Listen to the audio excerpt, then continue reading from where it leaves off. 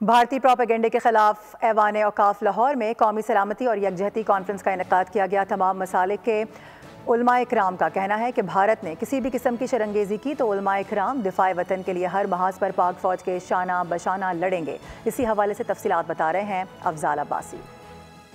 جی بالکل، بھارتی جارحیت کے خلاف جو ہے وہ ایوان اوقاف لاہور کے زیر اہتمام قومی سلامتی و یکجہتی کانفرنس کا اہتمام کیا گیا، اور اس وقت ہمارے ساتھ خطیب جامع مسجد داتا دربار مفتی محمد رمضان سیالوی صاحب موجود ہیں۔ اس وقت جو بھارتی بڑھتی ہوئی جارحیت ہے اس کو یہ واضح پیغام ایوان اوقاف سے تمام مسالک کے علماء نے جس جذبے کا اظہار کیا ہے، وہ پیغام یہ دیا ہے کہ ہم ان تمام وسائل کی کمی اور بہت ساری چیزوں کے باوجود ملکی سلامتی کے لیے، قومی یکجہتی کے لیے اپنے اداروں اور اپنی افواج کے ساتھ کھڑے ہوئے ہیں، اور پیش آنے والے کسی بھی چیلنج کا مقابلہ کرنے کے لیے ہم وقت تیار ہیں۔